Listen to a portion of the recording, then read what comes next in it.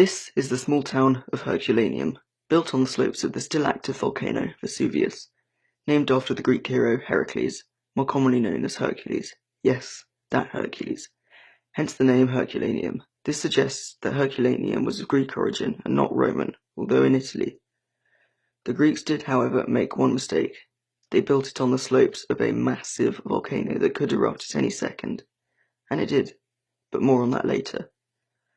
However, this small remote town was dwarfed by the city of Pompeii, the holiday resort of the Roman world, with the heated pools and warm streams fueled by Vesuvius, brought Pompeii its wealth.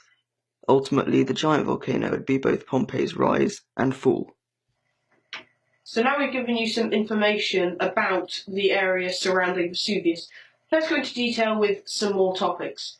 The first that we'll cover is Pliny the Younger, who addressed his letters regarding the eruption of Vesuvius to the historian Tacitus. The next being the Fiorelli plaster casts.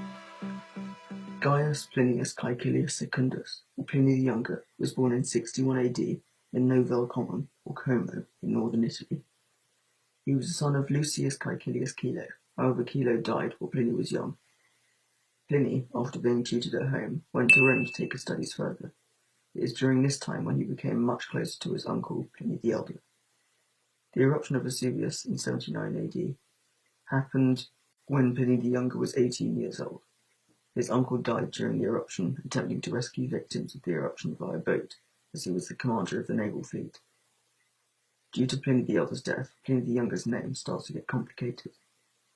After the eruption, Pliny changed its name from Gaius Caecilius Chilo to Gaius Plinius Caecilius Secundus, but his official title was Gaius Plinius Luci Filius Caecilius Secundus, but it's much easier just to call him Pliny the Younger.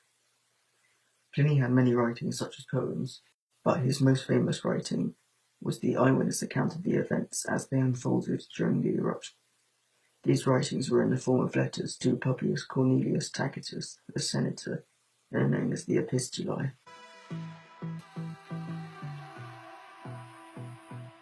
I'm here at the 1,500-year-old site of the ancient Anglo-Saxon settlement, Angerhay. I'm here to look at the preservation of things compared to that at the site of Pompeii. Here you have the odd trench, the odd mound. You have nowhere near the detail that you have at Pompeii.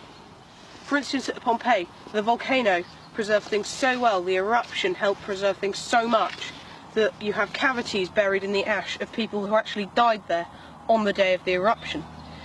A man called Fiorelli poured plaster into these moulds and put them on show at Pompeii, and it's these moulds that make Pompeii so famous today.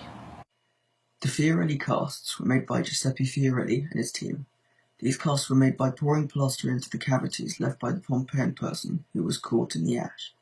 This ash acted like a time capsule, as it hardened around the body, which, over time, decayed, leaving a cavity to pour the plaster into.